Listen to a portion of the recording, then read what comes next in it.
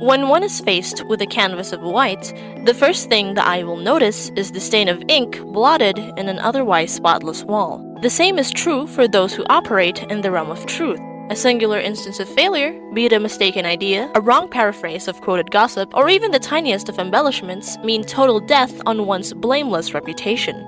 After all, the eyes that surround you can only trust what it sees, and the moment it sees deception, it will forsake all its principles for the sake of upholding what it wants. Such is the case of Shadow Milk Cookie.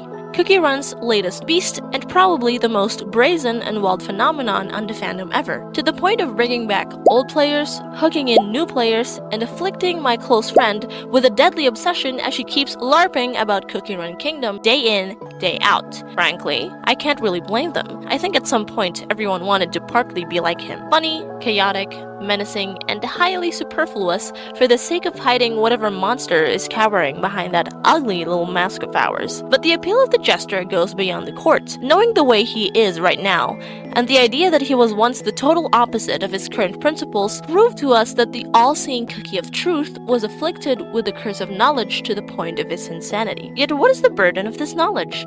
What was so shocking that made someone of power, especially of the power of truth, go ballistic with it? And why do I like this psychotic man so much?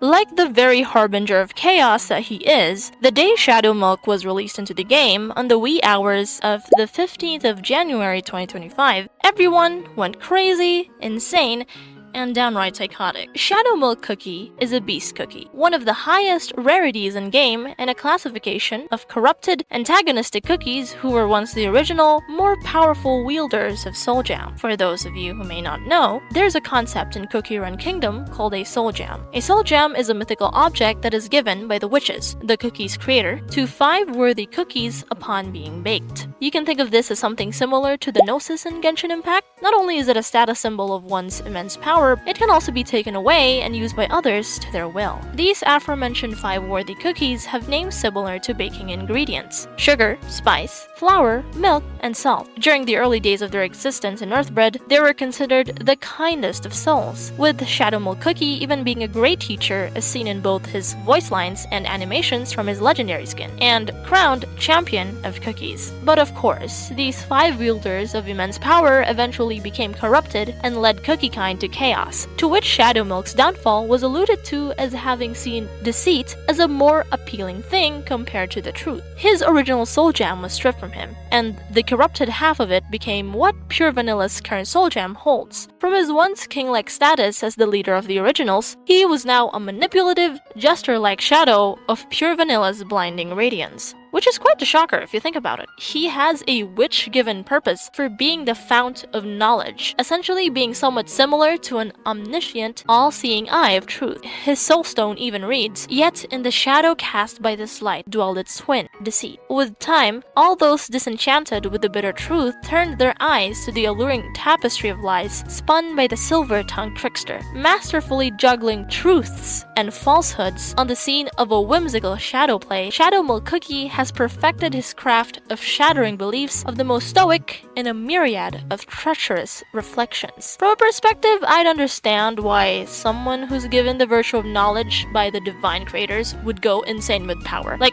can you imagine having the ability of seeing everything all at once, be it a lie, a truth, or a secret? Especially since, spoiler alert, the initial antagonist of Cookie Run Kingdom, Dark Enchantress Cookie, was once White Lily Cookie, who learned the dark truth of this world. With the knowledge of knowing that your own creators made you and gave you life only to take it away because your kind was purely made for consumption, well, I doubt anyone would be able to retain sanity with that information, because White Lily sure didn't. If you're still confused, you can think of it as whatever god or deity you're currently worshipping right now and finding out that this unstoppable force of nature who gave you life, meaning, a purpose, and a world to play around with was only doing so with the end goal of eating you. Knowing that your inevitable death was not through the hands of your decisions, but because you are ultimately destined to be eaten, not killed, but eaten piece by piece by the very hands that cradled you, well, that would be the ultimate betrayal. Perhaps that's why Shadow Milk turned to the arms of deceit. Seeing that the cookies he governed over preferred the sweet lies of deceit than the hard bitter truth, he probably wondered what was so special about it, gave it a try, and found it to be quite enjoyable. Which I imagine must have been quite the terrifying prospect to his subjects. Just think about it. Your trusted mentor, the man who knew everything about you, everything about anything there is to exist, found out how to lie and is using the knowledge he has to deceive you. Yikes. Now, the question I really have in mind is why? What's the point of lying when you know what the truth really is? Wouldn't that just be extra work for a whole load of nothing? Well, perhaps the reason for his initial first lie was innocent. Perhaps it was a student asking him if he had a great night's rest, with his response being a hearty yes despite his bewildered expression. Oftentimes, it is the smallest of seeds that bring forth the most catastrophic of consequences. Or perhaps, having learned of the truth of this world, he repressed his fear and buried it deep down until one day he realized the danger of knowing the truth of the world and wished to shield other cookies away from such a fate. For me, it would be quite fitting for a kind, benevolent cookie of knowledge and truth to wish to help the world by shielding them from such a hopeless reality. It's similar to the concept of info hazards. If you had the knowledge that there is no afterlife and everything there is to the so-called afterlife would be ultimately dictated by what you think it is, would you willingly and selfishly share it to the world? Of course not. And if you come back to the definition of what deception is, you'd know that to deceive someone means to shield or hide the truth from them. Maybe Shadow Milk had an initially noble purpose, but as time went by, the lies snowballed and he decided that if cookies were destined to be eaten, he might as well give them the option, the choice of free will.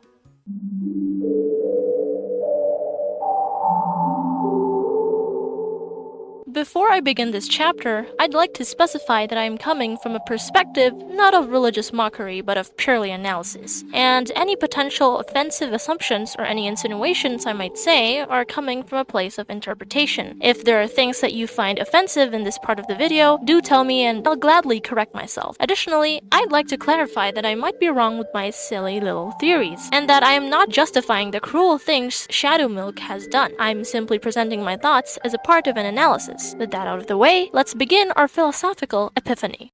If I were to ask you to define what free will means, you'd probably say that it's the power of making a choice. But fundamentally, what constitutes the idea of free will? If I were to ask you to choose between white or black, would your choice truly be yours, or something that was a result of me asking you to choose? This concept of free will and choices is prevalent with Shadow Milk's design, as his ability, lore, and overall story could be likened to that of medieval times and of Christian mythology. But before everything else, we'll start with the obvious.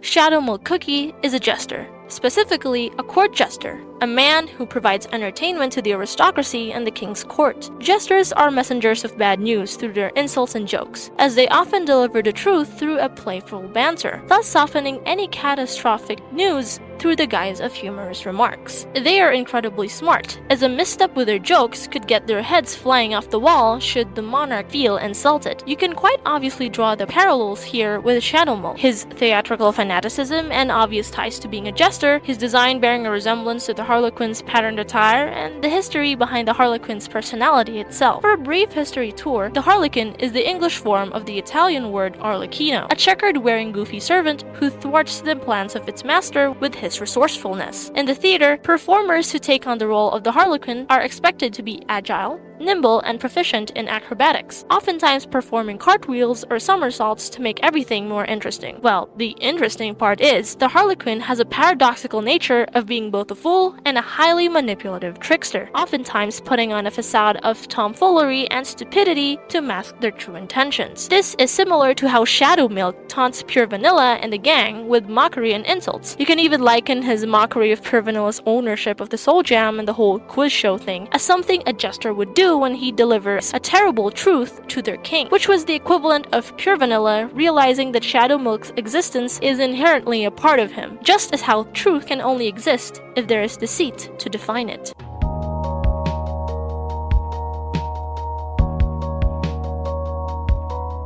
Another frequent motif within Shadow Milk's design is the lamb and wolf analogy. I know all of us here have already been familiarized with this theme, but where does the idea of a wolf and a lamb really originate? This can be traced back to Aesop's fable titled The Wolf and the Lamb, a short story where a wolf and a lamb are both drinking from a stream of water, and to justify himself for eating the lamb, he begins accusing it of several misdeeds that would be proved as impossible by the lamb. The wolf, growing frustrated, then says that it must have been done by some of the lamb's family members, and this story stands as a political critique on how a tyrant will always find a way to accuse the innocent without any regard for reason if it means a goal will be reached. We can attribute this to Shadow Milk's twisted accusations towards Pure Vanilla. If you'll take a closer look into their dialogue, you'll notice that Pure Vanilla admits to what Shadow Milk is saying, no matter how twisted it is, only alluding to the fact that Shadow Milk is a tyrannical wolf, perhaps giving himself any reasonable excuse to get a hold of Pure Vanilla's soul gem, much like how Aesop's wolf was doing. Despite how twisted his words were, it is still the truth according to Pure Vanilla, albeit over-exaggerated to seem biased towards Shadow Milk's favor.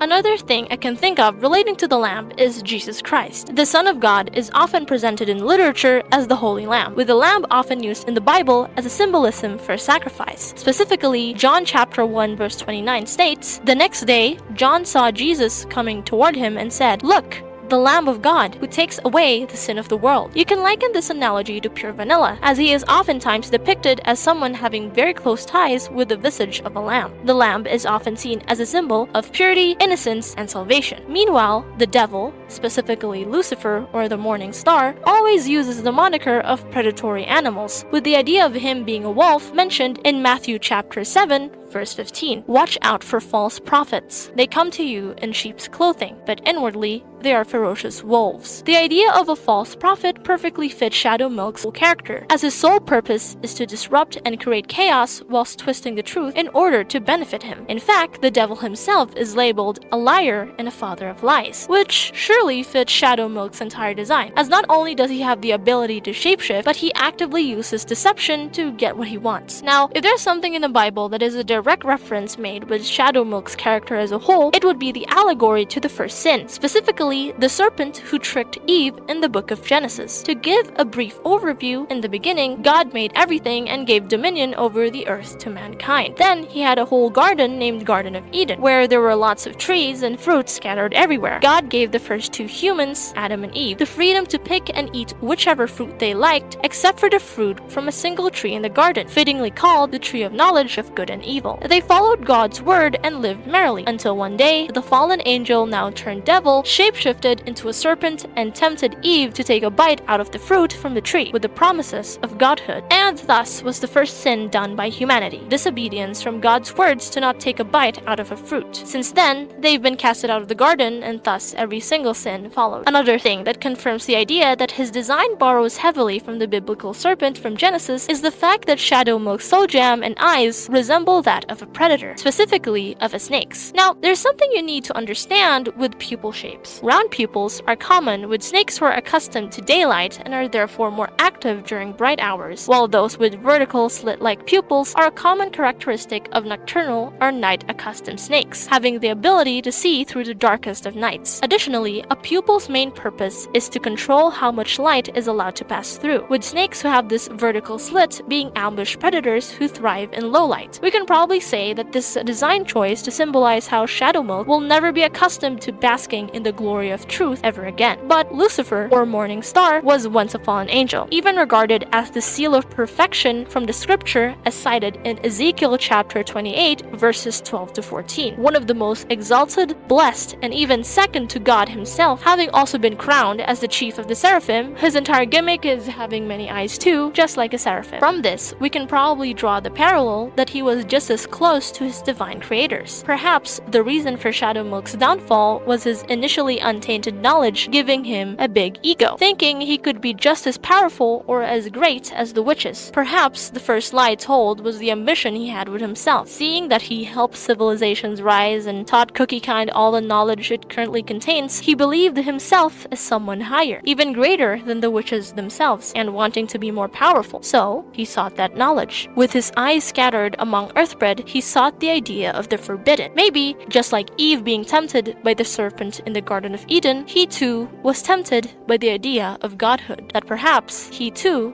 could be a god just like them.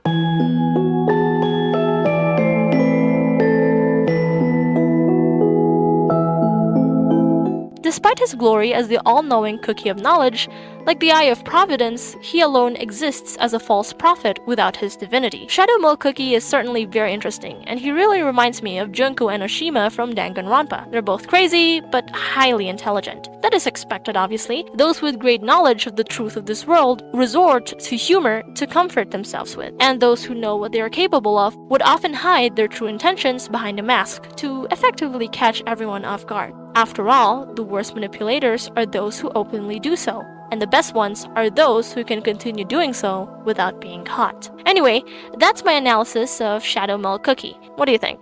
Do you like my theories? And, if you enjoyed this video, do drop a like and subscribe, because I sure will make more of these for other cookie stories. Oh, and for those asking me about Who's Your Cookie, don't worry, I'll do it once I fix the script for it, though I might upload a video before releasing it though. Well, that's all. Thanks for watching!